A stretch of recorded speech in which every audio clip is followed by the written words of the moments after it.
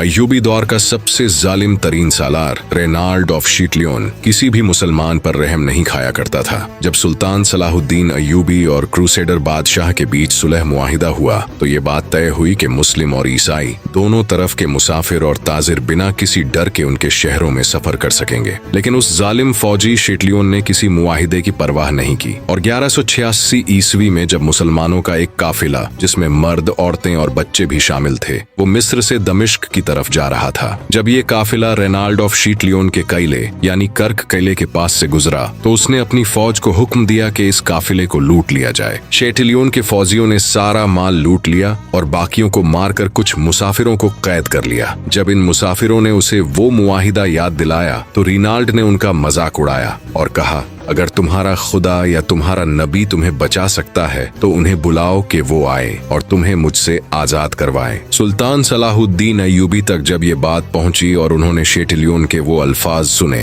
तो सुल्तान के गुस्से की कोई इंतहा न रही। उन्होंने दरबार में सबके सामने एक सच्ची कसम खाई, मैं अल्लाह को गवाह बनाकर कसम खाता हूँ, अगर अल्लाह ने मुझे ताकत दी तो मैं अपने हाथों से इस शीटलियन का खात्मा करूंगा। इस वाक़े के ठीक 1 साल बाद जंगे हातीन के मौके पर सुल्तान सलाहुद्दीन की फौज ने दुश्मन की फौज को बदतरीन शिकस्त दी। दुश्मन फौज के 2 सबसे बड़े कमांडर्स को जिंदा कैद करके सुल्तान के खैमे में लाया गया, जिनमें से एक था जेरूसलम का बादशाह किंग गाय और दूसरा था वही कर्क किले का कमांडर यानी रेनाल्ड ऑफ शीटलियन। सुल्तान ने किंग गाय को इज्जत से बिठाया और उसे ठंडा पानी पिलाया, जो असल में सिर्फ उसी को पिलाया जाता था जिसे मुआफी मिलनी होती थी। लेकिन जब गाय ने वो पानी शीटलियन को देने की कोशिश की तो सुल्तान ने रोक दिया और फरमाया, मैंने इस जालिम को पानी नहीं दिया, इसलिए इसके लिए कोई अमान नहीं है। सुल्तान शीटलियन के सामने खड़े हुए उसे उसकी पुरानी गलती और मुसाफिरों पर किए गए जुल्म याद दिलाए और अपनी खाई हुई कसम के मुताबिक खुद आगे बढ़कर उसकी सजा का फैसला किया और अपने खंजर से उसका गला काट दिया।